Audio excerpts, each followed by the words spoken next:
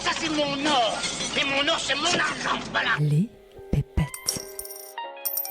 N'ayez pas peur, madame, c'est de l'argent honnête. Et honnêtement gagné. Les pépettes. L'essence même de mon métier, c'est quand même d'aider les gens à devenir plus riches. Pourquoi, moi, de mon côté, en tant qu'avocate d'affaires, je n'ai jamais aidé une femme à devenir plus riche? Bienvenue sur Les pépettes, je m'appelle Aude Nguyen et je cherche à réconcilier sens et argent. Moi, je veux bien qu'on devienne entrepreneur, mais si ça ne te permet de rien faire à côté, se pose vraiment la question de te dire, est-ce qu'en réalité, c'est intéressant d'entreprendre ou pas? Tu peux avoir une envie de liberté, mais malheureusement, on vit malgré tout dans une société capitaliste et que derrière, si tu as envie de faire des projets, tu as des banquiers, tu as besoin de louer un appartement, tu as besoin de fiches de paye ou de prouver voilà, que tu te rémunères correctement. Donc, on n'a pas le choix, en fait. Pourquoi dit-on que les hommes osent plus que les femmes? Qu'est-ce qui fait peur aux femmes dans l'entrepreneuriat? Et comment dépasser ces peurs pour gagner en confiance et prendre davantage de risques? Quels sont les pièges à éviter pour sécuriser vos revenus et votre patrimoine professionnel? En quoi le droit peut vous aider à vous enrichir? Quel statut juridique choisir pour hausser votre niveau de jeu? Et si vous êtes en micro-entreprise, à quel moment avez-vous intérêt à passer en société? Pour répondre à ces questions, j'ai tendu le micro à Estelle Bi, une avocate en droit des affaires inscrite au barreau de Paris, qui est aussi la créatrice du podcast juridique L'Horreur. Pendant longtemps, Estelle a aidé des hommes à brasser des millions, jusqu'au jour où elle s'est dit que ce serait pas mal aussi d'aider les femmes entrepreneurs à devenir plus riches. Alors si vous aussi, vous souhaitez élever votre niveau d'ambition financière, je vous invite à rejoindre notre conversation. Très bonne écoute. Salut Estelle. Bonjour Aude. Alors Estelle, tu es avocate en droit des sociétés et en droit des affaires. Et pour être tout à fait honnête, avant d'entendre parler de toi via Héloïse Boll, ça m'était même pas venu à l'esprit que je pouvais consulter un avocat d'affaires pour être accompagnée sur le développement de mon activité d'entrepreneuse indépendante. J'ai jamais pensé à ça et je pense que je suis pas la seule. Alors en fait, c'est très courant. Si tu veux, la stat, c'est genre les 2 premières années, une fois que tu as lancé ton activité, il y a 60-70 d'entrepreneurs, donc les indépendants étant des entrepreneurs, qui ne font pas appel à un avocat. Enfin, moi, je savais même pas qu'on pouvait faire appel à un avocat pour ce genre de choses. À la limite, un expert comptable, mais un avocat, j'en avais jamais entendu parler. Tu vas surtout, en fait, faire appel à l'expert comptable. Oui, tu vois les chiffres parce que tu as une obligation, si tu veux, aussi de mettre en place des comptes.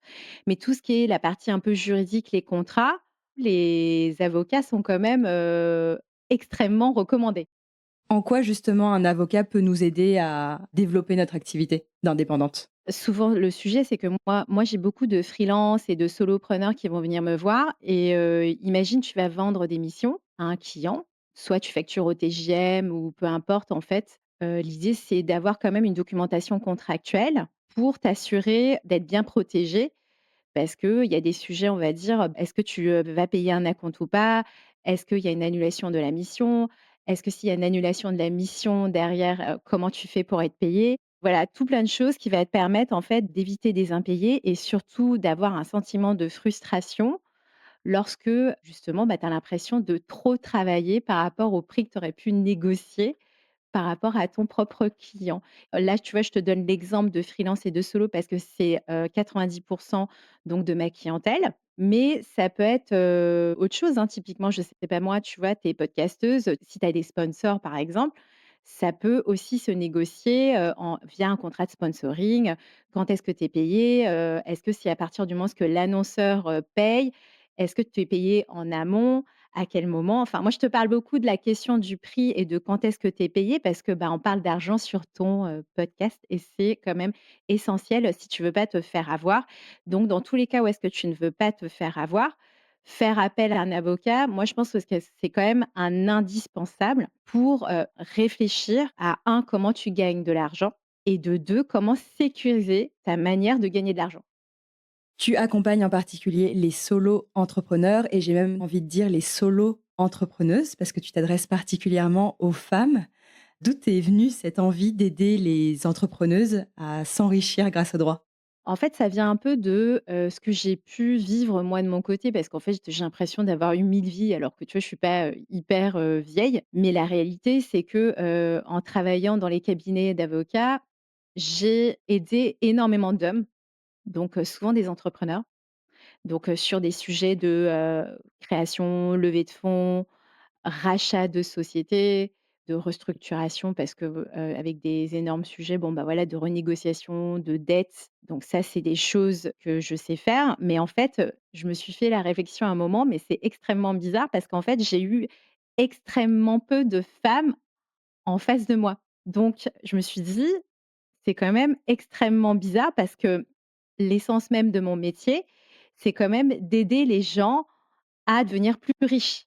Pourquoi, moi, de mon côté, en tant qu'avocate d'affaires, je n'ai jamais aidé une femme à devenir plus riche? Ça part de ce questionnement, parce que je ne sais pas si ça doit arriver à plein de gens, mais quelquefois, bah, effectivement, tu vas travailler sur les dossiers, mais dans certains moments, je me suis quand même posé des questions en me demandant: «Mais en fait, toi, avec ton expertise, qui tu sers? Comment ça se fait qu'au final, peu de femmes font appel à des avocats d'affaires pour les aider justement à se protéger?» Et également, en fait, pourquoi elles vont pas faire appel à des avocats pour, se sécuriser dans leur activité. Et alors, comment ça se fait que les hommes ont ce réflexe-là et pas les femmes? Oh bah, c'est avec le boys club, hein. Alors c'est à moitié une blague, parce que c'est vrai que moi j'y crois, pertinemment, tu vois? Je sais pas, tu sors d'école de commerce et tu vas te dire, «Bon, bah, j'ai envie de monter une boîte». Tu en parles en fait à tes copains et parmi tous tes copains, tu en as un qui bosse dans la finance et il va te dire: «Bah, en fait, moi je connais un mec, voilà, il est avocat, si tu veux je te mets en contact, il va t'aider». Ça va partir, de là. En fait, souvent, moi, je pense j'aime bien prendre cet exemple parce que c'est une réalité. Je ne fais que décrire ce qui se passe d'une manière, réelle, à mon sens et quelquefois, je sais pas, chez les femmes, il y a moins ce truc de se poser des questions, mais voilà. Après, moi, je suis pas sociologue. Quelquefois, c'est vraiment je le constate, moi, dans ma pratique et dans ce que j'ai pu vivre dans les derniers dossiers, de comment viennent des dossiers, tu vois? C'est vraiment ce genre de choses. Est-ce que c'est parce que les hommes s'intéressent plus à l'argent ou est-ce que c'est parce qu'il y a une plus grande entraide, un plus grand soutien financier entre les hommes? Ou est-ce que c'est parce qu'ils ont plus d'ambition financière que les femmes? Les femmes ont de l'ambition financière. Mais en revanche, ce qui est vrai, c'est qu'elles ont moins d'argent. Donc peut-être que faire appel à un avocat, ça peut être, compliqué. Ça a un coût et c'est normal en fait, aussi d'être extrêmement conscient de ça. Donc il y a un sujet de se dire: «Bah, est-ce que, ça vaut le coup de le faire, ou pas?» C'est pas inéluctable parce que ce qu'il faut savoir, c'est que moi, quelquefois, je me dis: «Bon, en fait, en réalité, l'entrepreneuriat féminin, c'est extrêmement récent». C'est pas quelque chose de très vieux, quand tu sais que c'est seulement depuis 65 que les femmes ont droit à un compte en banque. Donc dans les faits, sur l'entrepreneuriat féminin, faut être aussi extrêmement conscient que c'est sans doute normal, à date, qu'elles fassent moins appel, en fait, à tous les outils, les experts qui peuvent, en fait, exister quand tu es entrepreneur. J'ai plutôt cette vision de me dire qu'en fait, c'est entre guillemets «normal». Ça vient aussi peut-être de notre, éducation. Est-ce que toi, justement, tu as baigné dans un environnement familial où, bah, tu as reçu une éducation financière, où on parlait facilement d'argent? Qu'est-ce qui fait que tu es aussi à l'aise à parler chiffres? Je pense que c'est les 2. Moi, je suis première génération d'immigrés, nés en France. Donc, forcément, tu vas parler souvent d'argent parce que la question, c'est que, bah, en fait, tes parents, ils viennent d'arriver en France. Le sujet, c'est de se dire: «Bah, en fait, il faut que j'arrive à gagner des sous pour, réussir, en fait, à en faire vivre, ma famille». Donc, forcément, la question de l'argent se voit, mais quelquefois sous le prisme peut-être du manque et pour le coup, pour moi, dans ma famille, c'était normal de parler d'argent. Et puis après, le fait de parler facilement d'argent, moi, je pense que c'est aussi lié à mon activité d'avocate parce que tu ne peux pas ne pas parler d'argent avec eux. Quand les personnes, elles t'expliquent, «Bon, bah, voilà, je rachète telle boîte, il y a encore un prêt de X euros sur la boîte que je vais racheter». Donc, bah, là, tu vas regarder comment ça marche dans le contrat de prêt. L'argent est central. Tu vas négocier, bah, dans mon exemple, le prix de rachat, à la hausse, à la baisse. Pourquoi à la baisse? Parce que, on a audité, il y a un risque, en fait, de contentieux. C'est pour ça que la question de l'argent, quand tu es avocat d'affaires, pour moi, c'est normal de parler d'argent. Ce qui est intéressant, c'est que tu viens d'un milieu, de ce que je comprends, où la peur du manque d'argent pouvait se faire ressentir et tes interlocuteurs, c'est des hommes qui, brassent, des centaines de milliers, voire des millions d'euros. À quel point, en fait, le fait d'être inscrite au barreau de Paris, de faire des études d'avocat et de, côtoyer ce type de personnes, à quel point ta relation à l'argent a évolué puis que, tu accompagnes, des entrepreneurs à devenir plus riches? Oui, c'est extrêmement intéressant, ta question, parce qu'en fait, tu te rends compte qu'au final, l'argent, c'est vraiment un moyen. Il faut pas c'est pas une finalité, parce que c'est jamais seulement, un chiffre. Parce qu'en fait, toujours dans l'exemple, si tu rachètes une société et ben effectivement, moi, je vais écrire le prix dans le contrat. Mais régulièrement sur ce genre d'opération, ce qu'il faut savoir, c'est que celui qui rachète, quelquefois, en fait, lorsque ça fait des mois que tu vas travailler sur l'opération, il commence à en avoir marre. En fait, c'est pas tant de se dire: «Bon, bah, voilà, je vais emprunter pour verser le prix au vendeur», que de dire, en fait, lui, il est déjà dans l'action pour se dire: «Bon, bah, voilà, je réfléchis déjà à la stratégie, quelle stratégie je vais appliquer sur, la société que je suis en train de racheter». En fait, c'est vraiment un moyen et régulièrement, ils sont un peu saoulés quand l'opération dure un peu, longtemps. En fait, c'est vraiment ça. Donc je pense que ma vision de l'argent, elle a clairement changé par rapport à ce que je viens et puis, toute l'expérience professionnelle que j'ai pu, avoir après.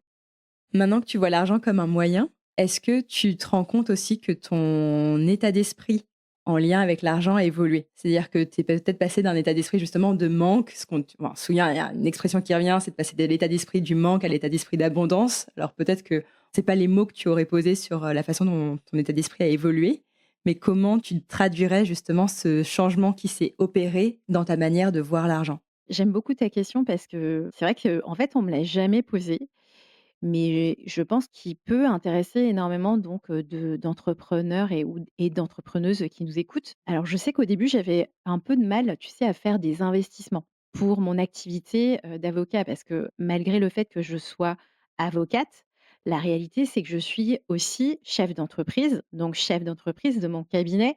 Certes, il n'y a que ma personne, mais néanmoins, il faut quand même faire des investissements quelquefois pour te dire: «Comment je fais pour faire grandir ma boîte?» Et lorsque tu es dans une situation un peu de manque, je pense que le sujet, c'est que souvent, tu peux te dire: «J'ai extrêmement peur si je ne mets pas énormément d'argent de côté». Évidemment, tu es aussi un peu influencé par la manière dont, tes parents t'auront éduqué et c'est vrai que quand tu es 1re génération d'immigrés, c'est aussi le sujet de se dire, bon, bah parce qu'il y a toujours cette question de se dire: «Bon, bah, faut mettre beaucoup, beaucoup d'argent de côté pour, pas faire des mauvais investissements ou jeter l'argent par la fenêtre».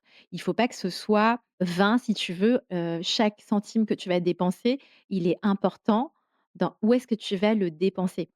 Sauf que quand tu es chef d'entreprise, quelquefois ce qui se passe, c'est que tu peux faire des mauvais investissements, tu peux faire des mauvais choix. Et le fait de te dire: «Est-ce que je fais le bon choix ou pas?» et tu as peur de faire un mauvais choix, peut te freiner et je pense que c'était un peu le cas pour moi au début, de me dire: «Bon, bah, OK, dans ce cas-là, j'ai peur de, faire appel à tel prestataire pour m'aider sur telle ou telle chose et du coup, je vais le faire moi-même» et je pense qu'en fait, beaucoup d'entrepreneurs, beaucoup de certains de mes clients aussi, je pense qu'ils sont quelquefois dans cette espèce de, situation de manque, mais peut-être que c'est encore autre chose, ça vient peut-être pas de leur famille, de leur manière dont ils ont été éduqués. Peut-être qu'aussi quand tu es entrepreneur, c'est aussi difficile de jongler avec cette situation de manque. Mais ce qui est vrai que pour moi, en voyant ce qu'ont pu faire en fait certains de mes clients, c'est que j'ai compris aussi que bon, bah, voilà, du coup, les investissements, c'est aussi un peu normal. Bon, certes, tu peux te tromper, mais en réalité, l'argent, ça va et ça vient. Ce n'est pas une finalité encore une fois et si ça sert en réalité à faire, autre chose, tu vois? Que de te dire, faire en sorte que ton cabinet, il marche bien et je sais qu'aujourd'hui, j'ai une relation avec l'argent qui est entre guillemets «un peu plus apaisée» et moins dans cette situation, on va dire, de manque. Même si alors je te cache pas parce que là, je fais ma maline, mais certains mois, forcément, il y a moins tu as moins de dossiers ou moins de clients. Évidemment que ça peut m'arriver de stresser. parce que, ce serait illusoire de te dire: «Non mais je suis complètement sereine», parce que tu as aussi la réalité économique, hein. Mais c'est vrai que pour le coup, aujourd'hui, je suis moins dans cette optique de me dire: «Bon, bah, voilà» et j'ai aussi une vision plus, à long terme et moins une situation à un instant T de te dire: «Bon, bah, en fait, là, ce mois-ci, je me verse X euros, je trouve ça dommage parce que j'ai pas réussi à me verser autant». Mais sauf que je suis pas sûre que ce soit une bonne manière de penser parce qu'en fait, tu fais un pari sur le futur. En fait, quand tu es entrepreneur, c'est beaucoup ça, parce que tu vas mettre tes billes un peu au bon endroit pour essayer de faire quelque chose, de créer quelque chose de plus grand et qui va ressembler à ce que toi t'imagines. Donc voilà, je trouve que ça a changé un peu ma manière de voir les choses de cette manière. Ce changement que tu décris, est-ce que tu le constates aussi auprès des femmes que tu accompagnes? Parce qu'il y a quelque chose qui revient souvent, c'est qu'on dit que les femmes sont justement moins enclines à prendre des risques financiers que les hommes. Et c'est ce qui explique aussi pourquoi tu as peut-être jusque-là été amenée à accompagner beaucoup plus d'hommes que de femmes. Est-ce que tu sens qu'il y a un changement aujourd'hui qui s'opère dans la société, un changement de paradigme où les femmes reprennent un peu plus en main leurs finances et sont prêtes à investir aussi sur l'avenir et à prendre davantage de risques? C'est le cas. La question est intéressante, mais tu vois, celles qui ne sont pas prêtes à le faire, typiquement, peut-être que je ne les vois pas. Parce qu'il y a aussi cette question de quand moi, elles sont en face de moi, c'est qu'elles ont déjà passé, par exemple, le step, tu vois, là, très intéressant quand tu m'as dit, en fait, moi, je pensais même pas qu'on pouvait faire appel, en fait, à un avocat d'affaires. Mais la réalité, c'est que la personne qui est en face de moi, lorsqu'elle devient ma cliente, c'est qu'elle a déjà fait tout le travail et de se dire: «En fait, aujourd'hui, si je viens voir Estelle, en réalité, on a l'impression que c'est une charge, mais la réalité, c'est que c'est un investissement». De la même manière que moi, tu vois, si je fais appel à un prestataire parce qu'on parlait de podcast en off, bah, en fait, moi, l'année dernière, tu vois, j'ai fait appel à énormément de prestataires sur le podcasting. Mais de la même façon, une entrepreneuse qui n'avait pas l'habitude de faire appel à un avocat, moi, je sais déjà qu'elle a fait toute cette démarche en amont avant de venir me voir. Elles sont plus enclines effectivement à prendre, ce risque. La réalité, c'est que c'est aussi vrai et je vois aussi, bah, du coup, tu vois, elles vont moins s'associer parce qu'en fait, quand tu t'associes, peut-être que potentiellement, il peut avoir plus de problèmes. C'est très compliqué quelquefois lorsque tu t'associes mal. Donc, par exemple, elles vont te dire, moi, je ne veux pas du tout m'associer parce que, j'ai trop peur de problèmes et en fait, ça, c'est pareil, c'est une question de: «Est-ce que je prends le risque ou pas?» alors que, moi, quand j'accompagne des hommes quelquefois sur, leur, projet de création d'entreprise et qui veulent s'associer, ils vont beaucoup moins se poser la question. Pour eux, ce n'est même pas un risque et je pense que ça vient, pour le coup, de l'éducation en tant que femme. Bah, quand, tu vois les petits garçons et les petites filles dans un parc et en fait, on va encourager beaucoup, les prises de risque, en fait, d'un petit garçon: «Allez, monte encore plus haut, tu peux le faire, tu peux grimper, tu es à 7 mètres». Alors qu'une petite fille, souvent, bah, en fait, elle est ce que vont dire les parents, c'est: «Fais attention», ils vont répéter ça, 10 fois parce que tu peux tomber et si on te dit ça pendant, 10-20 fois et que c'est comme ça pendant toute ton enfance, non, ça ne t'encourage pas à prendre de risques et je pense que ça peut justement te freiner dans les prises de risques, notamment dans l'entrepreneuriat. Tu as animé récemment un atelier avec Héloïse Boll pour aider les femmes à choisir leur statut juridique. Quelles sont les principales peurs qui ont été partagées par ces femmes? Ça m'intéresse. Je suis très contente que tu abordes cette question de changement de statut. Alors, déjà, ce qu'il faut savoir, c'est que, si tu veux, quand moi je me suis installée, il y a un truc que je comprenais pas, au début. En mode, bah, si je crée une société tout de suite, parce que tu sais, c'est le gros dilemme, est-ce que je me mets, en micro-entreprise ou est-ce que je crée une société? C'est les 2 statuts sur lesquels on va beaucoup hésiter. Oui, quand on est indépendant, soit on a le choix de prendre le statut de la micro-entreprise, et j'ai appris seulement récemment que micro-entreprise et auto-entreprise, c'est la même chose. Donc je pars de ce niveau-là quand même.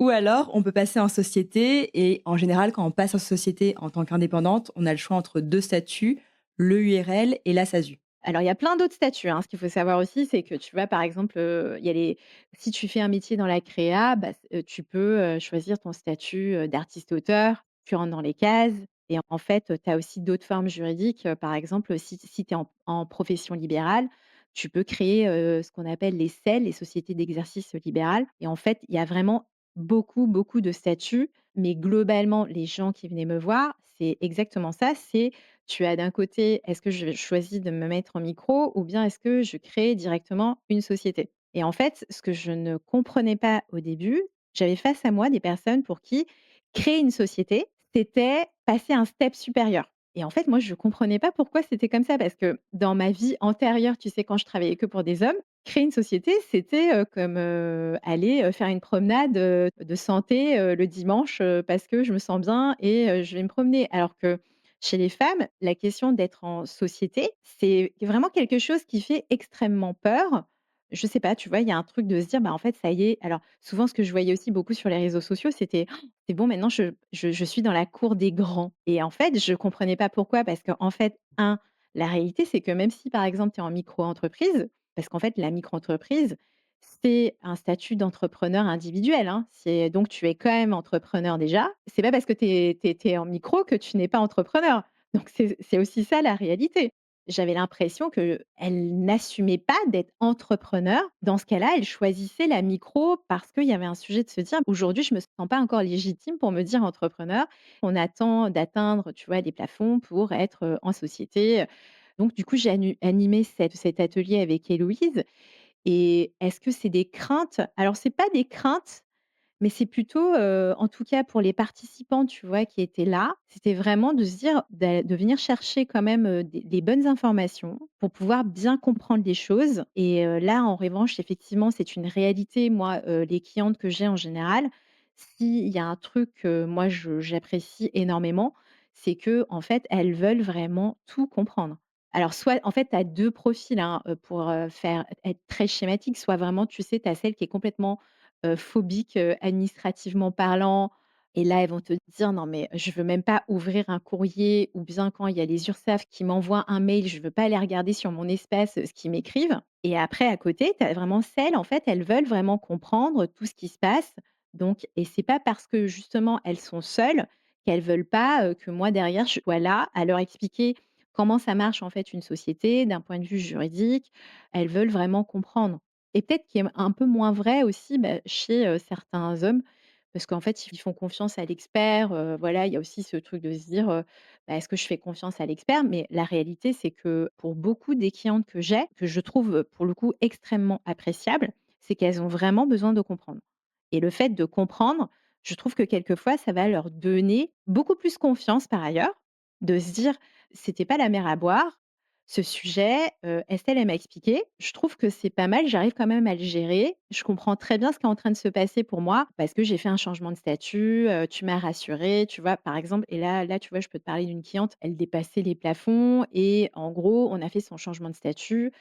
Je lui ai tout expliqué et en fait, il s'est passé un truc dans sa tête en se disant: «Bon, bah, est-ce qu'en fait je le fais ou pas?» Et le fait d'aller voir des experts, tu vois? Ça peut être moi comme avocate ou un autre avocat, mais le fait de comprendre et qu'il y ait quelqu'un pour les accompagner, très bizarrement, ça va te donner confiance pour te dire: «Bon, bah, là, en fait, on m'a expliqué ça, c'est comme ça que ça va se passer». Et c'est très bête, mais en fait, si typiquement, toi, tu es là en mode: «Bah, en fait, j'ai peur de ce qui va se passer», tu es tout seul dans ton coin et de pas savoir ce qui va se passer d'un point de vue administratif, je comprends que ce soit extrêmement flippant parce que, il y a des sujets, pour le coup, protection sociale, comment je vais être protégée? Est-ce que c'est la même chose que pour, ma TVA? Enfin, tu vois, il y a plein de questionnements comme ça, alors que toi, peut-être, bah, c'était pas ça que tu voulais gérer. Tu voulais juste, en fait, je sais pas moi, faire ton métier, tranquillement en tant que consultante, développeuse de site web, enfin. Mais la réalité, c'est qu'aujourd'hui, quand tu es indépendante, c'est que tu as quand même une part, d'admin, de juridique, de chiffres qui reste quand même, extrêmement importante dans ta vie, d'entrepreneuse, d'indep. Et en fait, sur laquelle tu ne peux pas, déroger, c'est impossible. Moi, je me reconnais tout à fait dans le profil que tu viens de décrire, donc cette personne qui a besoin de comprendre pour être rassurée, pouvoir faire les choses. Et ça montre à quel point quand même on est en insécurité par rapport à tout ça et on le considère comme une prise de risque. Alors de ce que tu nous dis, un homme va se dire bah, j'ouvre ma société et il y a zéro prise de risque, je m'associe, zéro prise de risque. Alors que pour nous, en tout cas pour moi, ça me semble déjà être une montagne. Et d'ailleurs, je me rends compte, enfin, donc en préparant cet épisode, je me suis dit mais ça fait du coup maintenant 6 ans que je suis en micro-entreprise. Et je me suis jamais posé la question de changer de statut. Et en parlant avec des amis entrepreneurs autour de moi, elles m'ont dit la même chose. Elles m'ont dit, bah oui, moi, me suis lancée avec ce statut parce que toutes mes copines autour de moi étaient dans ce statut. Et j'ai fait du coup le choix de la simplicité. En gros, on nous dit: «Bah, si tu as pas beaucoup de charges, c'est le meilleur statut, ça te permettra de payer le moins de cotisations possible» et puis voilà, on se retrouve, 6 ans après avec ce statut, alors que toi, ce que tu nous dis, c'est qu'il y a quand même un intérêt à passer en société et qu'en fait, il y a plein de choses, auxquelles on pense pas ou qu'on considère pas jusqu'à ce qu'on se retrouve dans une situation, délicate, comme par exemple, devoir prendre un congé maternité ou commencer à anticiper sa retraite, ce genre de choses. Exactement. C'est bien parce que tu te prends un exemple. Je suis l'exemple à ne pas suivre, donc Ouais, alors surtout pour les auditrices et les auditeurs qui nous écoutent et qui sont en micro et si ça fait longtemps, en fait, sachez que rien n'est inéluctable, hein, parce qu'en fait, la réalité, c'est qu'on peut aussi décider de changer son statut. Après, je voulais revenir effectivement sur la question du choix du statut. La réalité, c'est que ce que tu viens de décrire, j'ai fait comme mes copines, je l'entends, mais tout le temps. Enfin, tu vois, ce truc de se dire tout le monde le fait, je vais le faire. Moi, j'ai aucun problème avec, encore une fois, parce que souvent, tu vois, on m'interroge et on me dit: «En fait, toi, tu détestes la micro». Je déteste pas la micro, mais en revanche, ce que je déteste, c'est que quand on choisit un statut et qu'on ne sait pas dans quoi on se lance et quelles sont les conséquences juridiques. Parce que la réalité, c'est que aujourd'hui, en micro, tu as d'autres statuts qui vont te permettre de mieux cotiser pour ta retraite, d'accord? Il faut être extrêmement consciente de ça et là où est-ce qu'en fait, je trouve, dommage, c'est que justement qu'on ne parle pas suffisamment de la question de la protection sociale de l'entrepreneur parce que chez les femmes, il y en a énormément, elles vont se mettre en micro. Tu as l'impression que c'est un peu acquis, tu payes si tu es en prestation intellectuelle, tu vas payer tes 24 de, cotises URSSAF sur ton chiffre d'affaires, tous les mois et tu as l'impression que tu es protégé. Mais le sujet, c'est que quelquefois, c'est pas vrai. On va souvent comparer le propre statut actuel de micro à ce qui se passe peut-être si antérieurement tu avais été salarié. Sauf que quand tu es salarié, le truc, c'est que tu as une meilleure protection sociale parce que les cotisations patronales et puis sociales, souvent, c'est versé par ton employeur. Donc, tu ne peux pas t'attendre à avoir la même protection sociale si tu es en micro-entreprise aujourd'hui par rapport à ce qui se passait pour toi antérieurement quand tu étais, salarié. C'est pour ça que le sujet, c'est que alors je fais un peu de prosélytisme, tu vois? Je suis très souvent j'en parle beaucoup et c'est vrai que le truc, c'est que moi, ça me fait quand même un peu flipper parce qu'aujourd'hui, ce qu'il faut savoir, c'est que la micro, ça fait pas longtemps que ça existe. Tu vois? Je crois que c'est l'année dernière ou l'année d'avant, on a fêté les 10 ans. Quand tu regardes ce qui se passe pour la retraite, tu sais, les chiffres pour la retraite, c'est que du montant de retraite que tu vas toucher, la stat, c'est quand même, il y a une différence de 40 en termes de retraite, de pension de retraite que tu vas toucher entre les hommes et les femmes. Je pense qu'on est sur une base de tout le monde était à 90 salariés.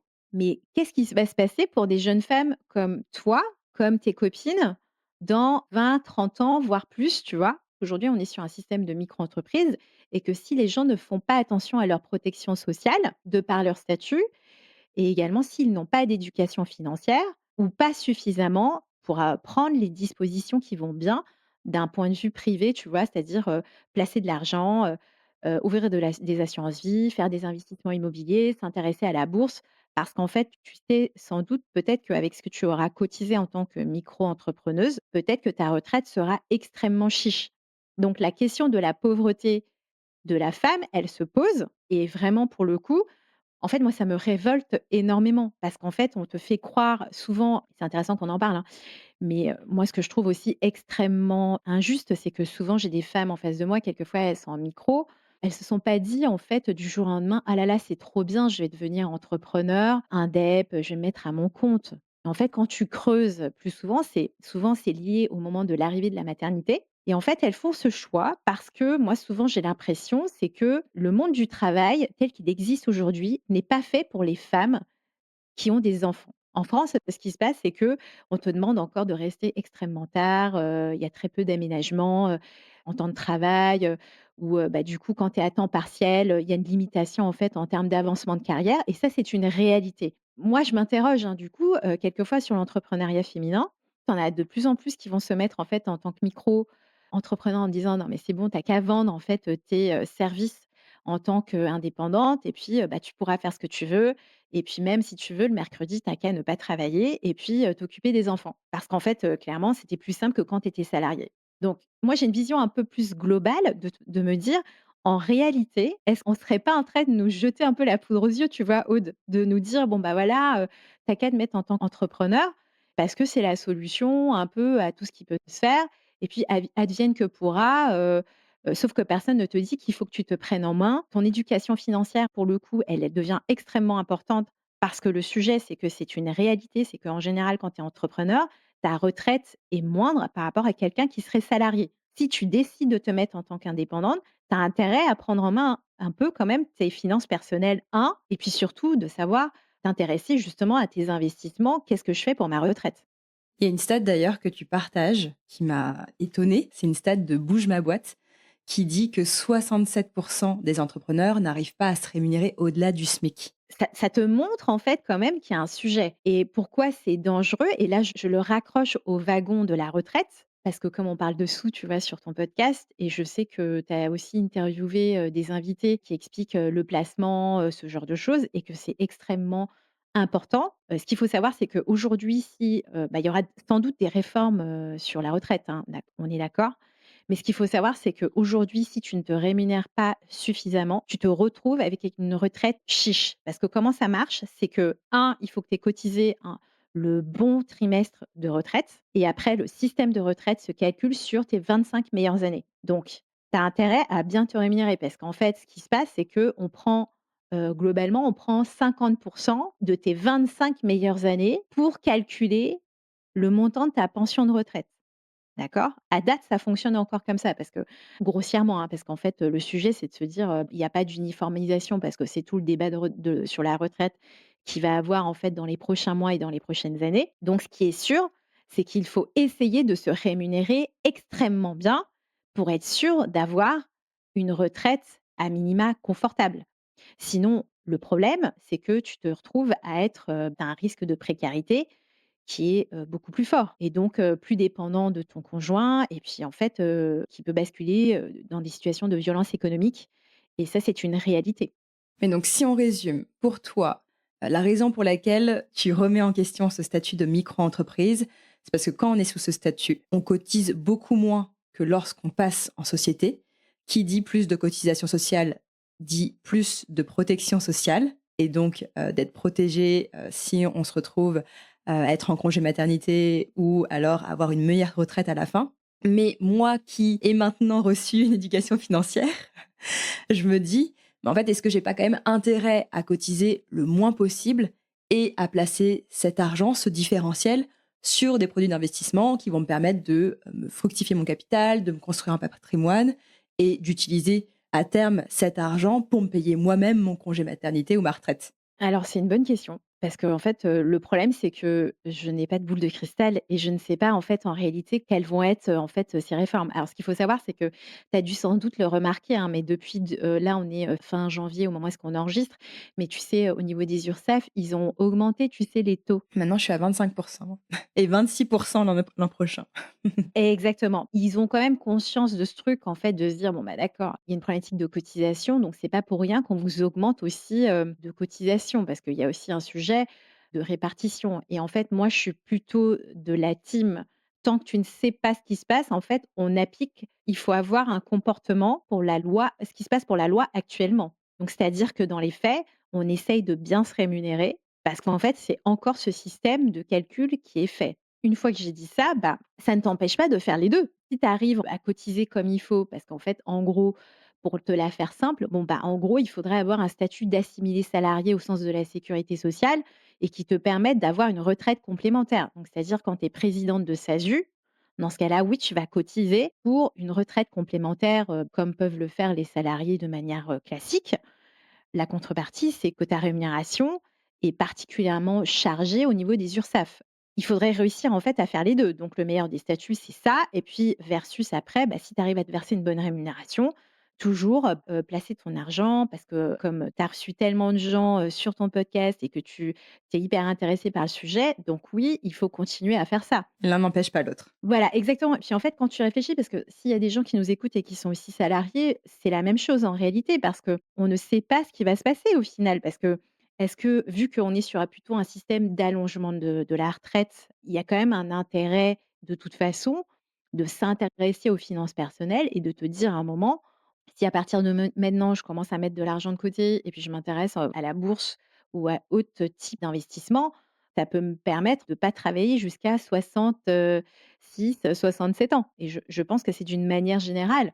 Mais ce qui est vrai, c'est que quand tu es entrepreneur, c'est d'autant plus important. Est-ce qu'il faut attendre d'être rentable pour passer en société? Bah, oui, oui, 2 choses, hein. Moi, je trouve que quelquefois, tu peux aussi tomber dans le piège de et ça, je le remarque, souvent. En fait, tu sais, tu vas te mettre en micro et comme tu as pas énormément de quelquefois de cotisations sociales ou tu te dis: «Bah, j'ai peu de charges», un peu ce que tu me racontais et en fait, pour le coup, tu vas pas oser facturer des prix un peu plus élevés. Parce que tu dis: «Bon, bah, de toute façon, je suis en micro, ça passe». Mais sauf que si tu fais ça, c'est pas que tu es pas dans la cour des grands, mais tu vas te retrouver bloqué un moment si tu gardes les mêmes clients et que tu n'ajustes pas tes prix.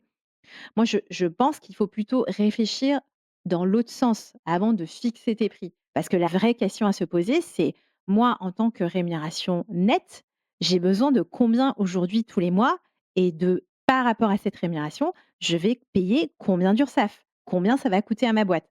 C'est ça la vraie question qu'il faut se poser. Si je décide d'avoir ce statut, je veux monter une SASU de mon côté et je veux cotiser de cette façon, dans ce cas-là, je suis obligée de rentrer X euros de chiffre d'affaires pour pouvoir me rémunérer en net tant et de pouvoir payer mes URSSAF à hauteur de temps. Et pour le coup, ajuster tes prix pour atteindre le chiffre d'affaires. Mais après, à ta question, je pense qu'en fait, de toute façon, si aujourd'hui tu n'es pas rentable et tu es en micro, ça n'a aucun intérêt. Parce qu'en fait, ça veut dire que ton projet, parce que encore une fois, on est en micro, donc vous êtes quand même chef d'entreprise. Donc, pardon, mais il faut être rentable. Sinon, ça s'apparente en fait à un hobby, ce n'est pas une entreprise et donc l'idée c'est quand même pas de s'appauvrir. Évidemment, il y a des moments de haut et de bas, mais il faut se donner en fait une date limite et de se dire: «Bon bah, OK, à partir de ce moment-là, j'ai testé mon projet. Est-ce que c'est viable ou pas?» parce qu'en fait, au bout d'un moment, l'argent, ils font, comme neige au soleil. Je pose cette question parce que quand on se lance, on peut se retrouver, j'en parlais justement avec une amie qui lançait un projet tech et donc qui se retrouvait à avoir beaucoup de dépenses au départ, donc plus de charges que de chiffre d'affaires qu'elle pouvait générer. Et donc, est-ce qu'il y a un intérêt dans ces cas-là à passer en société tout de suite? Et donc, du coup, à réfléchir à l'envers, comme tu nous dis, bah, je crée une SASU avec cet objectif de chiffre d'affaires et sur lesquels je peux déduire du coup toutes les dépenses que je vais faire, que je vais investir dans ma boîte. Ou alors, est-ce que je commence en micro et à partir du moment où là, je commence à avoir un bénéfice, là, je me pose la question de passer en société? Alors déjà, si tu as un projet tech et tu es en micro, il y a un problème. Admettons, on ne parle pas de tech, un projet qui nécessite des dépenses. Même un podcast, le podcast aujourd'hui, me prend pas mal d'argent donc on Mais peut bien prendre sûr, mais comme bien sûr. exemple ça. Mais bien sûr, on en parlait en off et je te l'ai dit, moi, tu vois? Enfin, j'ai fait aussi des investissements. Je pense qu'il y a un sujet quand même de se mettre en micro parce qu'en fait, tout simplement, tu ne peux pas déduire tes dépenses au réel.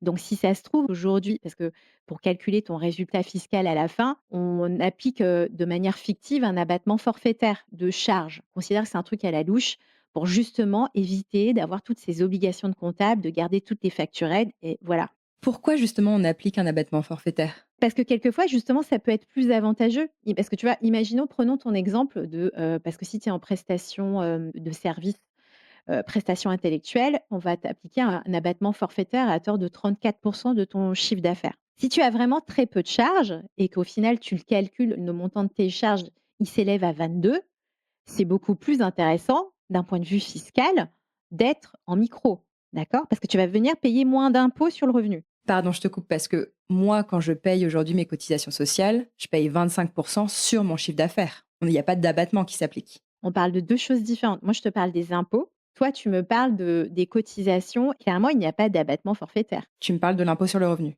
Ouais, je te parle de l'impôt sur le revenu, mais la réalité, c'est que tu vas quand même venir décaisser. Il faut quand même tenir régulièrement tes chiffres parce que tu vois, c'est aussi ce problème. Quand sur la micro, on t'explique: «Non, mais c'est une facilité comptable». Alors du coup, moi, je me retrouve avec des personnes qui viennent me voir au cabinet, qui ne vérifient pas leurs chiffres, qui ne vérifient pas leurs dépenses. Quelquefois, leurs dépenses professionnelles, elles sont même pas sur le même compte. Tu sais, du coup, pour faire les splits, du style, bah, en fait, j'ai dépensé admettons, tu vas monter un podcast parce qu'on c'est ce qu'on parlait de ça. Tu te rends même pas compte de combien te coûte ton podcast. Donc tu es obligé d'aller regarder, dans tes comptes, perso, à côté de ce que tu as pu acheter, chez Carrefour, enfin, ce qui est quand même pas ultra pratique. Donc tu peux te retrouver en réalité perdante. Quand tu es en société, tu vas venir déduire parce qu'en fait, il y a une comptabilité, au réel, hein. Donc si tu es en déficit, il va rien se passer. Donc si tu es en déficit, tu payes 0 € de cotisation sociale et 0 € d'impôt. Non, tu payes des cotisations sociales seulement si tu te verses une rémunération, d'accord? Effectivement, potentiellement, c'est plus intéressant d'être en société parce qu'on a une comptabilité au réel. Du coup, qui n'est pas vrai si tu en micro-entreprise parce que, bah, tu peux pas déduire tes frais, tout simplement. Non, je te pose la question parce que moi, c'est quelque chose que j'avais en tête, pour le coup. C'était à partir du moment où on avait un certain nombre de charges. Donc toi, tu nous dis à partir du moment où, en gros, j'estime que mes charges et mes dépenses pour mon activité dépassent l'abattement forfaitaire de 34 de mon CA. Là, ça peut valoir le coup de passer en société pour pouvoir déduire ces charges, ces frais au réel. Par exemple, totalement, de changer de statut et de sortir du régime de la micro parce qu'après tu peux faire un truc un peu entre les 2. Tu peux ne pas être passé directement en société. Ce que tu peux faire, c'est aussi, sortir du régime social et fiscal de la micro et pour le coup, tu deviens une entreprise individuelle au sens classique, mais on fait dans ce cas-là des plus et des moins. C'est une vraie comptabilité, ton chiffre d'affaires c'est tant, moins tes charges, tes dépenses, de développement, enfin voilà, avec un bénéfice, à la fin et voilà, donc en fait, ça peut être aussi un truc entre les 2. Mais oui, il faut garder en tête cette question d'abattement forfaitaire. Parce que tu nous disais l'importance aussi de jouer le plus rapidement possible dans la cour des grands. Et j'ai l'impression qu'en choisissant le statut de micro-entreprise, on peut renvoyer cette image-là de baby entrepreneuse. Ça a quand même un peu changé ces dernières années, j'ai l'impression, tu vois? Parce que ce qui était vrai il y a quelques années, en fait, on me le disait: «Ouais, alors j'ai une micro, Bah, rien que le nom fait pas rêver, hein. Oui, mais en fait, au final parce qu'en fait, aujourd'hui, si tu veux, tu vas facturer, mais tu vois, sur ta facture, qu'est-ce que tu vas mettre? Tu vas mettre ton numéro SIRET et on voit, l'intitulé EI. Ça va dépendre avec qui tu vas travailler. Oui, tu peux avoir une question d'image. Quelquefois, c'est aussi, pour ces raisons que j'ai des clients qui viennent vers moi et qui me disent: «Je veux passer en société» et parce qu'en fait, je me rends compte que c'est pas viable. D'où l'importance aussi d'être bien au clair avec ses prix parce que et j'y reviens parce que tu as aussi un sujet de te dire: «Bon, bah, voilà, en termes de facturation, faut pas avoir peur» et souvent cette, question de j pas être en société, c'est vraiment quelquefois, j'ai l'impression, attrait à parce qu'on a parlé beaucoup de biais de genre, sur la première partie de nos échanges et c'est vrai que j'ai aussi l'impression que quelquefois, bah, tu sais, c'est des trucs du style, en fait, bah, moi j'y connais rien, dès que c'est l'administratif, je perds tous mes moyens, je suis nulle en maths, enfin alors qu'en fait, c'est des plus et des moins. A priori, pour le coup, je trouve extrêmement dommage de balayer d'un revers de la main sans vraiment regarder et avoir cette réflexion. Est-ce que, c'est OK ou pas d'y être pour, avoir, la possibilité d'être en société tout de suite? Quel conseil tu donnerais justement à une femme entrepreneur qui cherche à élever son niveau d'ambition? Alors, le conseil, 1 c'est se former, hein. Enfin, vraiment pour le coup, ça va être extrêmement bateau, mais, en fait, ce que je trouve particulièrement dommage, c'est que beaucoup d'entrepreneurs ne se forment pas, tu sais, un peu au b.a-ba de la comptabilité bêtement, tu vois? Parce que si l'idée c'est de se dire: «OK, joue dans la cour des grands», tu as pas le choix. Tu sais qu'à un moment ou à un autre, tu vas devoir mettre, ton nez, dans les chiffres et te dire: «Bon, bah, voilà, comment ça fonctionne, si je fais ça, peut-être que je vais payer trop d'impôts». Puis surtout, comment tu fais? Parce que si le jour que tu passes, en fait, en société, tu as besoin d'un comptable, bah, faut quand même que tu challenges un petit peu ce que fait ton comptable. C'est un prestataire, hein, faut pas oublier, hein. Faut quand même, avoir la possibilité de lui dire: «Bon, bah, voilà, là, j'ai l'impression que je suis pas OK avec ça». Donc c'est pour ça qu'il y a un vrai sujet de se dire: «Ah, bah, c'est sûr que c'est moins intéressant que de travailler sur, la com, voire, sur tes réseaux sociaux, parce qu'en fait, voilà, c'est beau, mais sauf qu'en fait, quand tu es chef d'entreprise, il y a pas que ça. Il faut aussi être extrêmement clair au niveau de tes chiffres parce que encore une fois, bah, tu l'as évoqué, il y a une question de rentabilité qui se pose. Donc, le conseil pour élever l'ambition, pardon, mais c'est pas ultra sexy, c'est formez-vous à la comptabilité et puis, dès que vous le pouvez, bah, aussi faites un point avec un avocat. L'idée, c'est aussi de se dire, bah, OK, de manière très concrète, quels sont les next steps pour moi, pour, me sentir mieux et me sentir en confiance, parce qu'on en parlait tout à l'heure, dans mon activité? Plutôt que d'être toute seule de son côté et de se dire: «Oh là là, à nouveau, bah, OK, c'est la micro», il y a plein d'autres choses à faire. Pour le coup, c'est des professionnels comme moi qui peuvent venir, en fait, vous aider. Donc, la question de la formation, elle ne se limite pas, parce qu'évidemment, hein, je vois plein de trucs sur passer sur, oui, formez-vous à la com, poster sur les réseaux sociaux, enfin voilà, ou avoir des projets, bon, lancement de podcast, bah, c'est super. Mais en fait, il y a pas que ça. Je comprends qu'en fait, c'est un sujet la com parce que le premier sujet, c'est de se dire: «Bon, bah, quand même, j'ai besoin de manger, donc en fait, j'ai besoin de rentrer des clients». Mais en fait, ce qui fait vraiment le socle de votre activité pour gagner de l'argent, pour réussir justement à facturer dans les bonnes conditions et bien vous protéger, il y a un sujet de: «Je dois maîtriser à minima la partie compta et la partie, juridique». Et donc l'idée, c'est de venir nous voir et de dire: «Bon, bah, voilà, il vous avez une espèce de feuille de route. À X mois, bah, je me mets ça et il y a ça qu'il faut que je mette en place. Est-ce que je ferais pas un point parce qu'en fait, là, c'est fin décembre qui vient de passer, donc mes chiffres, c'est ça. Est-ce que tu penses que c'est OK ou pas?» Et normalement, ça devrait bien se passer. Donc élever ses ambitions, il y a ça et puis surtout accepter de se faire aider. Parce qu'il y a aussi ce truc, bah, quand tu es quand tu es indépendant, c'est dur d'aller, se faire aider et d'aller, consulter aussi d'autres personnes. Il y a un sujet il y a un truc un peu comme ça, je trouve quand même, quelquefois que je constate.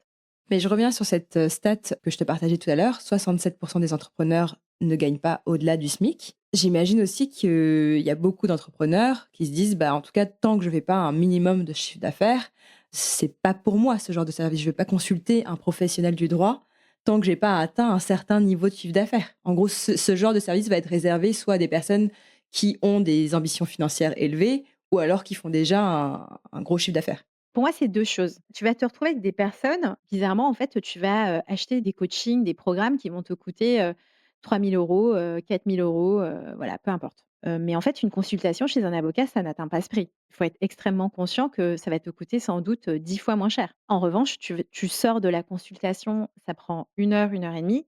Tu as une feuille de route de te dire: «Est-ce que je suis en train de déconner sur ma situation?» Sachant qu'en fait, nous, on est là pour vous donner des solutions et dire que, bah, en fait, là, c'est pas bon et ce qu'il faut faire, c'est ça. Alors après, ça vient aussi de notre métier. On n'est pas très bon pour se vendre. Moi, je suis une des rares, pas rares, parce qu'en fait, pardon s'il y a des confrères ou des consoeurs qui m'écoutent, mais il y en a de plus en plus sur les réseaux sociaux et c'est super. Et après moi, tu vois, j'ai aussi mon podcast qui va venir aussi beaucoup vulgariser, les choses pour aider justement des femmes ou des freelances, ou des solos, voilà, qui veulent se lancer et qui se poseraient des questions. Et en fait, le sujet, c'est de se dire: «Est-ce qu'en réalité, c'est aussi cher que ça?» Souvent, c'est vu comme une charge, mais en réalité, c'est plutôt un investissement, encore une fois. Et puis, alors là où est-ce qu'il y a un sujet sur, les 67, hein, donc parce qu'on n'a pas parlé du couple. Quelquefois aussi, ça peut être un truc un peu comme ça parce que souvent quand les femmes, elles sont, entrepreneurs, souvent leur rémunération peut être aussi, tu sais, c'est un revenu d'appoint. Tu as plein de pièges un peu comme ça, donc un peu du style: «Non mais là chérie, arrête, faut pas que tu te rémunères autant parce que sinon on va payer un max d'impôts». Voire quelquefois, c'est même les comptables qui vont venir dire: «Non mais, madame, ne vous payez pas autant parce que sinon vous allez payer beaucoup d'impôts». Alors que bon, moi je suis pas, extrêmement fan de ça parce qu'en fait, tu sais jamais ce qui va se passer dans ton couple et si, tu as une séparation et bêtement tu dois te reloger, pardon, mais si tu te verses, un salaire, ridicule, tu as même une problématique d'avoir un toit, sur ta tête, hein. Faut le comprendre que, bah, quelquefois, bah, vous n'avez pas des professionnels, voire même les pièges peuvent venir en fait du couple et c'est une réalité. Donc qu'il faut aussi, intégrer, parce qu'en fait, encore une fois, bah, souvent quand tu es entrepreneur et que tu es une femme, bah, ça peut arriver que tu sois, uniquement un revenu d'appoint, dans le foyer. Quels sont les autres pièges dans lesquels, on peut tomber en tant qu'entrepreneur?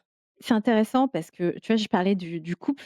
Souvent, cette question de, tu sais, de ton régime matrimonial.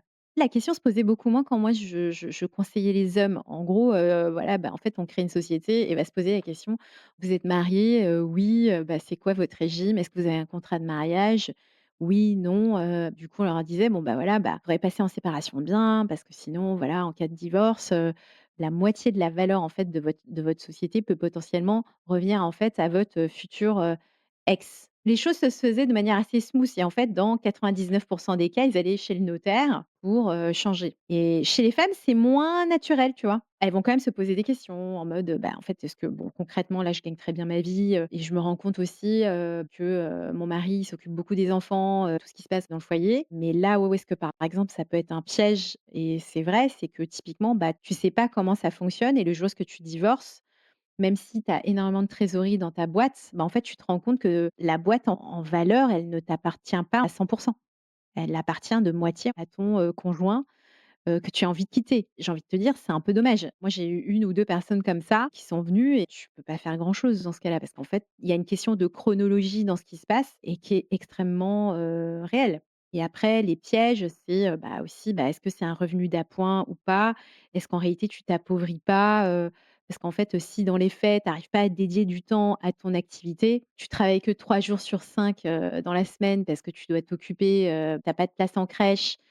Le mercredi, tu as décidé de pas travailler. Bon, tu vois? Donc toi, tes rogos, c'est un, ne pas être la variable d'ajustement dans son couple, et de 2, quand on crée sa boîte, opter tout de suite pour le régime de la séparation de biens. Oui et non. Pour moi, ça se discute la question de la séparation de biens. Je vais jamais être aussi, directe que ça. Parce qu'encore une fois, c'est ce qui se passe en communication avec le couple. Parce que tu peux te mettre d'accord. Typiquement, tu peux dire, «Je suis extrêmement consciente que, bon, bah, aujourd'hui, c'est moi qui ramène le plus de sous quand tu es une femme, parce que, ma boîte, elle marche extrêmement bien et encore une fois, tu es consciente que, bah, lui, du coup, il s'occupe beaucoup plus des enfants que moi et il était là pour gérer l'intendance». Donc la question se pose. Il y a un autre piège dont tu parles, que je trouvais assez intéressant parce que je l'avais jamais vu sous ce prisme-là, c'est le fait de toucher le chômage. En quoi ça nous dessert de toucher le chômage en France? Ça te dessert, oui ou non? Moi, je suis plutôt, pour, même si aujourd'hui, tu vois, les droits sont en train de, bah, au fur et à mesure, tu vois, ils rognent, hein. Ils font un peu des économies, tu vois, au début, c'était 24 mois, maintenant c'est 18 et en fait, au fur et à mesure, en plus, tu touches de moins en moins d'argent, hein. Donc c'est ça, c'est la réalité. Tu peux te dire: «C'est pas très grave si je me rémunère pas». Tu as cette, bouée de sécurité de te dire: «De toute façon, bon, bah, tant pis, hein, je j'ai pas besoin de facturer beaucoup». Donc en gros, la première fois que tu vas avoir une touche avec, un potentiel client, comme tu as peur qu'il accepte pas, bah, en fait, ce que tu vas faire, c'est niveler tes prix, vers le bas parce qu'en fait, tu te dis: «C'est pas grave, en backup, j'ai mon chômage». Mais j'ai l'impression que c'est une erreur parce que justement, il y a moins ce truc de se dire: «Je fais vraiment en fonction quels sont mes vrais prix». Admettons, donc dans le même exemple, que tu gardes ce même client pendant 1 an et quelques parce que tu as une mission, un peu longue, tu dois l'aider à mettre en place un projet. Le jour où est-ce que le chômage se termine, en fait, c'est ultra violent parce que tu te rends compte qu'en réalité, ce que tu acceptes de faire dans ta prestation pour ce client, en réalité, ça ne te permet pas d'en vivre et ça ne couvre pas tes charges. Donc, c'est-à-dire que potentiellement, sur le bon, tu peux pas en vivre et en fait, sur le marché, tu es un peu loupé, clairement, en termes de valorisation de ton travail. Parce que, il y a aussi ça, hein, le sujet, c'est la question de la fixation des prix. Aussi, ouais, tu peux te retrouver à être dans cette espèce de truc un peu, bon, bah, je rame parce que en même temps, j'ai peur de perdre le client. Bah, est-ce que je peux clairement augmenter mes prix, je sais pas moi, de 30 d'un coup? Parce qu'en fait, je me rends compte que je m'en sors pas et que mon TGM ou bien, bah, ma mission, elle est pas suffisamment élevée, donc il peut y avoir un sujet. Oui, c'est un piège, mais je pense que si tu l'utilises bien, clairement, c'est une chance. Il y a pas énormément de pays dans lesquels où est-ce qu'en fait ça fonctionne comme ça, hein. Enfin, tu vois, pour lancer ta boîte, France Travail est le plus gros investisseur, en aide à la création d'entreprises. C'est quand même quelque chose, d'extraordinaire. Donc, il faut en profiter parce qu'on a cette chance et surtout parce que vos anciens employeurs, en fait, ont cotisé pour, il y a aussi ça, mais il faut faire attention dans la manière dont on va appréhender justement l'argent dans ta fixation de prix, quand tu es, entrepreneur et que tu es là et que tu dois, dire, «Monsieur ou madame, signez s'il vous plaît parce qu'en fait le prix c'est tant». Dans mon entourage, j'ai des entrepreneuses, même des entrepreneurs qui, pour continuer à percevoir le chômage, sont passés en société tout de suite. Donc on crée, alors je sais plus si c'était une URL ou une SASU, ce qui leur permettait de continuer à percevoir le chômage. Toutes les prestations qu'elles facturaient, elles les laissaient sur leur boîte et elles se versaient pas de rémunération. Donc c'est quelque chose qui est possible et qui est complètement légal en France. Alors Ah non. alors c'est légal, mais en fait dernièrement parce qu'en fait, bah, je ne t'apprends rien qu'en fait il y a plus de sous dans les caisses, hein. Parce qu'on en parle tout le temps, tu vois? Tu as l'impression que dès que tu regardes quelque chose dans les nouvelles, c'est l'austérité à Tu veux mort. dire, c'est pas éthique, mais c'est légal. Ce que tu viens de décrire, c'est vraiment la pratique, mais là où est-ce qu'il peut y avoir des sujets, c'est que, bah, en fait, il y a eu, des décisions, dans les tribunaux qui vont venir te dire: «Mais en fait, vous avez fait un montage un peu pour frauder», parce que ça existe aussi. La décision dont je te parle, c'est vraiment une situation, extrême, voilà, mais dans les faits, c'est que ça te montre aussi que quelquefois, quand c'est un peu trop artificiel dans les montages, parce qu'en fait, c'est surtout ça qu'on n'aime pas. Si c'est un peu trop artificiel dans ton montage, il peut y avoir un risque. Mais à date, c'est un peu la pratique, qui est communément admise. En gros, ce que tu fais, c'est que oui, tu as une société, souvent tu es en SASU, ça te permet de payer, 0, cotisation, mais tu es quand même couverte parce qu'en fait, tu continues à être demandeur d'emploi. Si par exemple, tu te casses une jambe, C'est OK parce qu'il y a le relais, en tant que demandeur d'emploi, tu es protégé d'un point de vue, social, tu tombes enceinte, il y a pas de problème. Tout se passe bien. L'idée, c'est de se dire: «Bon, bah, comme tu dis, bah, je génère un max de cash» et derrière, en fait, ce que tu fais, c'est que tu présentes une attestation à France Travail en disant: «Bah, en fait, je me suis pas rémunéré». Donc pour le coup, tu continues à percevoir tes droits au chômage, pendant, bah, tes 18 mois qui vont bien. Mais aujourd'hui, potentiellement, ça peut être considéré comme quand même un montage parce que imaginons, enfin, si tu factures extrêmement bien, il y a une possibilité de risque et c'est la réalité. Donc je ne peux pas te dire, mais voilà, pas vu, pas pris, tu vois? Enfin, moi, honnêtement, je pensais que c'était complètement légal parce que c'est quelque chose qui vient tellement dans les retours d'expérience que j'ai. Il y en a même qui continuent à toucher le RSA en ayant une société. C'est légal parce qu'en fait, tu expliques que tu ne vas pas te rémunérer. Enfin, tu vois? Et c'est OK.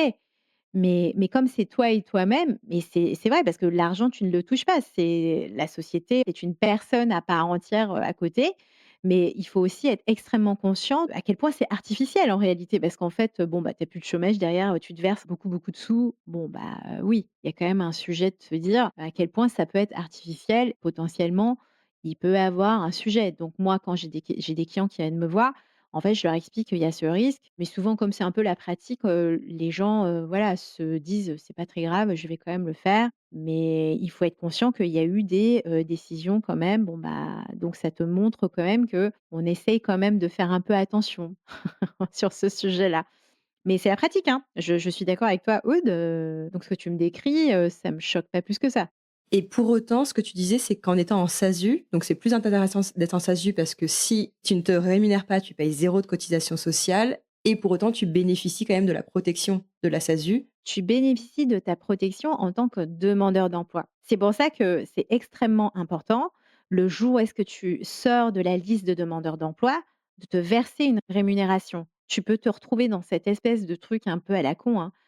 En gros, voilà, tu as bénéficié du chômage, tu étais protégé socialement parlant et en fait, le sujet, c'est que tu te verses tes dividendes parce que tu as, dans ton exemple, bon, bah, j'ai facturé vachement, donc je peux vivre dessus. Je continue à pas me verser de rémunération parce que je ne veux pas payer mes 80-85 de d'URSSAF assis sur la rémunération nette et là, il peut y avoir un problème parce que si tu te casses, en fait, une jambe, potentiellement, on peut te dire: «Bah, en fait, madame, vous avez pas cotisé». Là, oui, il peut y avoir un sujet. Donc c'est pour ça que quelquefois, bah, du coup, oui, moi, j'ai déjà vu aussi des gens un peu comme ça en risque, hein, même chez certains de mes copains, hein, tu vois? Après, moi, je leur dis et puis s'ils font pas parce qu'en fait, encore une fois, nous, on est conseils, donc si tes conseils, bah, en fait, tu leur expliques que les choses fonctionnent comme ça, mais évidemment, encore un, faut-il que tu te casses une jambe ou que tu ailles à l'hôpital ou que tu tombes enceinte, enfin, tu vois? En gros, la vie, quoi. Si les gens ne veulent pas écouter, c'est leur sujet, tu vois? Rémunérez-vous en fin de droit, s'il vous plaît. Donc c'est un peu en général, moi, c'est ce que je conseille quand même à mes clients de ne pas oublier de le faire. Toi, ce que tu martèles, c'est vraiment ça, c'est l'importance de payer des cotisations pour pouvoir être protégé en cas d'événement de la vie qu'on ne prend pas forcément en considération quand tout va bien et qu'on n'a pas encore d'enfant. J'aime bien que tu abordes ce sujet parce que je trouve ça dommage quelquefois qu'on n'en parle pas plus. Parce qu'en fait, on est plutôt sur un discours aujourd'hui de faut payer le moins de cotisations possible. La France, quel pays, bip, bip, bip, on nous taxe vachement. En plus, il y a les URSSAF, je m'en vais à Dubaï. Enfin, tu vois? Il y a tout ce discours un petit peu de se dire, «Ah mais pardon, tu sais que c'est que ça coûte en réalité extrêmement cher d'aller bêtement accoucher dans un hôpital?» parce qu'en fait, on les paye comment ces personnes? Enfin, ils ont bien un salaire à la fin, il y a bien du matériel, actuellement, il y a un sujet sur les services publics, bah, ils ont de moins en moins de moyens, mais il y a une telle défiance et ce que je trouve dommage quand même en termes de paiement des charges, moi ce que j'aime bien quand même rappeler régulièrement qu'on est bien content de ce système de répartition parce qu'en fait, tu te poses pas 3000 questions quand tu es malade d'aller à l'hôpital ou d'aller voir des spécialistes parce que la réalité, c'est qu'une grosse partie encore de nos dépenses de santé sont, quand même, bah, financées par la sécu et via les URSSAF. Donc à un moment ou à un autre, ce discours de se dire: «Je veux payer le moins de charges possible parce qu'en fait ça m'est pas, viable», j'ai pas envie, faut quand même se poser les bonnes questions, quoi. On explique trop que c'est gratuit les soins en France, mais la réalité c'est que ce n'est pas gratuit les soins en France. Il y a un financement qui est fait, tu es payé par quelque chose quand même. Donc, encore une fois, les soins ne sont pas gratuits. C'est comme l'école n'est pas gratuite, il y a les impôts, enfin, tu vois? C'est toujours le même discours. Je trouve que moi, je le redis tout le temps parce qu'en fait, c'est vraiment extrêmement important et je le redis aussi parce que quelquefois, toujours sur cette question de choix du statut, hein, parce qu'en fait, tu sais, c'est les gens qui viennent me voir, j'ai peur de payer trop de charges. Mais en fait, ils ne savent même pas comment ça se calcule et est-ce que c'est vrai ou pas, tu vois? Donc voilà et puis, quand tu es une femme, pardon, mais il y a un vrai sujet. Donc, ne serait-ce que sur la question de la retraite, on en a déjà parlé tout à l'heure. Je suis pas pour. Voilà, le truc de se dire: «Bah, en fait, je paye le moins de charges possible», non.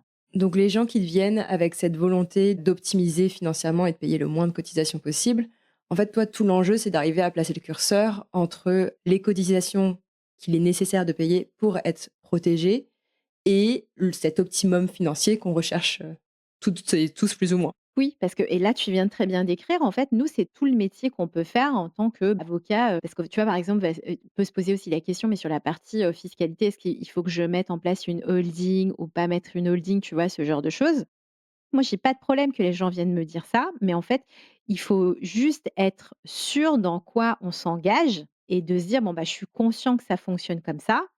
Après, il y a sans doute une meilleure manière d'optimiser les choses, mais de prendre de manière absolue un chiffre et de se dire: «C'est ça qui me correspond parce qu'en fait, ce que je vais décaisser et en manque à gagner, c'est ça, il faut absolument que ce soit le plus faible possible». Je pense que ce n'est pas un bon critère. En plus, tu le sais, tu as fait plein d'interviews, forcément sur ton podcast, mais pour un client A qui va avoir une gestion, beaucoup plus, prudente et qui en fait a une appétence au risque beaucoup plus faible. Sans doute, elle sera prête à payer beaucoup plus. Mais quelqu'un qui est complètement tête brûlée, qui s'en fiche, il a l'impression que de l'entrepreneuriat, de toute façon, bon, bah, si on y va, les risques sont maximum. OK, il va peut-être avoir une autre manière de gérer. Et s'il veut optimiser de cette façon, c'est OK. Mais ce qui est important, c'est d'être extrêmement conscient de ce qui se passe au niveau de tes droits. Et par ailleurs, donc, pour être complète sur la question, chez les femmes, elles préfèrent être protégées et payer plus mais être sûr d'être protégé à un moment ou à un autre. Et pourquoi je te dis ça? Parce qu'encore une fois, il y a la vie qui continue. Imaginons le jour où tu dois trouver un appartement parce qu'en fait ton proprio, il veut récupérer ton appart, tu es locataire, ou tu veux t'acheter un appartement pour investir.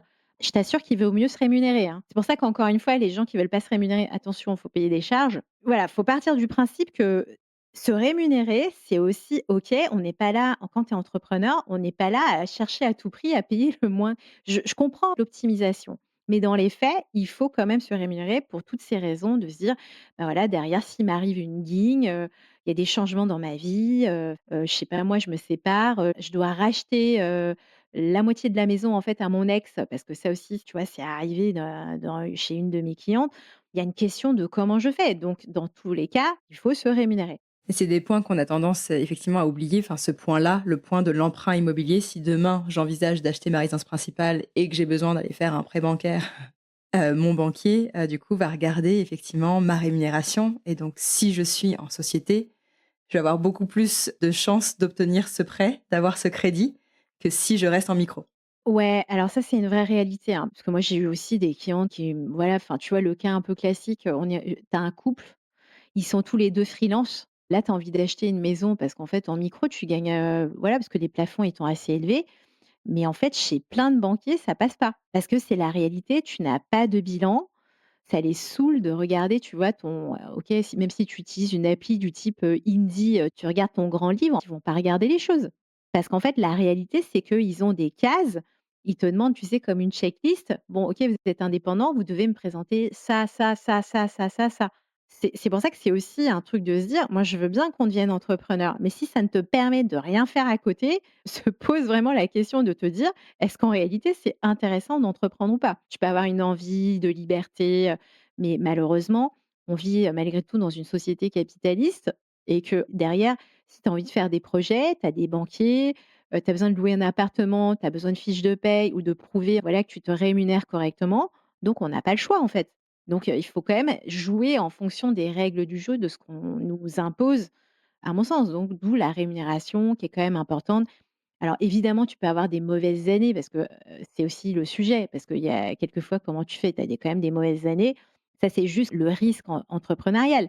Mais là où est-ce que ça devient, on va dire, un peu problématique, c'est que en réalité, tu peux te verser d'une rémunération comme il faudrait, mais en fait, tu ne le fais pas. Et du coup, tu as plein d'argent dans ton tu sais, tu as plein de trésors dans ta société, mais en fait, tu sais pas quoi en faire. Si tu te le verses, tu as peur de payer des impôts ou bien de te dire: «Bon, bah, voilà, je vais devoir payer des charges». Mais au final, tu t'es toujours versé une mini rémunération et si tu arrives en fait une ligne, donc un peu comme ce qu'on vient de dire, changer d'appartement, une séparation et tout, ça ne te sert à rien techniquement. Donc c'est-à-dire que tout ce que tu as fait en amont, ça ne sert à rien. Ouais, je pense que c'est vraiment le message, à imprimer dans notre esprit. C'est qu'il y a un intérêt à payer des cotisations et au lieu de chercher à chaque fois l'optimum financier, repensons justement à tous ces événements de vie pour lesquels on va être, reconnaissant d'avoir payé, ces cotisations, par le passé. Exactement et c'est d'autant plus, important, bah, justement, bah, quand on est une femme, hein. Enfin voilà, et puis surtout, bah, écoutez, Aude, les pépettes, parce que comme ça, voilà, il y a de l'éducation financière, et je pense que c'est important parce qu'en fait, malheureusement, tu vois, c'est même pas quelque chose qui est enseigné, dans les écoles, alors qu'en fait, ça devrait être, essentiel. Éduquez-vous financièrement parlant aussi, parce que c'est aussi un des autres conseils que, je voudrais vous donner en tant qu'entrepreneur. Voilà. Ce sera le mot de la fin. Merci Estelle. J'aime bien quand même finir mes interviews avec cette question. Quelle est ta plus grande source de richesse? Écoute, non, mais c'est une bonne question, mais je ne sais pas comment te répondre. C'est extrêmement dur, hein. Alors, tu vois, c'est pas forcément matériel, mais en fait, ouais, alors moi, ma plus grande source de richesse, je pense, c'est mon insatiable curiosité. Alors, ce qu'il faut savoir, c'est que je lis beaucoup. Ça m'apporte, beaucoup de choses et je pense que, par exemple, sur l'éducation financière, lire beaucoup, ça m'a beaucoup aidé d'essayer de chercher à comprendre parce que je pense que là où est-ce que justement sur des sujets aussi arides que pourtant néanmoins importants de l'argent, c'est vraiment, quelque chose, moi, la curiosité qui me permet de m'y plonger et donc je pense que c'est grâce à ça que je deviendrai riche, que ce soit, pour, mon patrimoine personnel ou bien encore, pour mon activité de cabinet d'avocat. Voilà. Bon alors, est-ce que cette conversation vous a motivé à mettre le nez dans vos chiffres? Je me suis rendu compte grâce à Estelle que c'est un sujet que j'ai trop longtemps délaissé, alors que connaître ses chiffres, ses charges, ses marges, son seuil de rentabilité et choisir le bon statut peut véritablement changer la donne pour votre business et pour votre avenir financier. Et si vous êtes en micro-entreprise, ça ne doit pas vous empêcher de prendre dès maintenant de bonnes habitudes de travail et de tenir une comptabilité pour avoir une vision extrêmement claire et précise de tout ce que vous dépensez sur l'année pour votre activité. Comptez vos déplacements professionnels, tous les outils logiciels que vous utilisez, tout le matériel informatique et électronique que vous achetez, les abonnements que vous payez, les formations que vous suivez, les masterminds ou réseaux d'affaires que vous intégrez, les coûts aussi de votre espace de coworking, les rémunérations des prestataires avec lesquels vous travaillez. Bref, n'omettez rien. Et si vous êtes comme moi en prestation de service et que le montant total de vos charges sur l'année dépasse 34% de votre chiffre d'affaires, vous aurez probablement intérêt à passer en société pour déduire vos dépenses au réel. Maintenant que j'ai connaissance de la profession d'Estelle, je me dis que ça vaut le coup de se faire accompagner par une avocate en droit des affaires pour penser comme une véritable chef d'entreprise et gagner en clarté sur ses finances. On n'a pas le réflexe de payer pour du conseil, que ce soit auprès d'un avocat, d'un comptable, d'un notaire ou d'un conseiller en gestion de patrimoine. Et pourtant, plus je m'éduque financièrement et plus je comprends que c'est le meilleur investissement qu'on puisse faire. Pensez aussi à vous former sur ces sujets pour être capable de challenger ces experts en droit et en finance. Je vous dis à mardi dans 2 semaines pour un nouvel épisode. Et d'ici là, je vous souhaite de remettre du sens dans vos finances.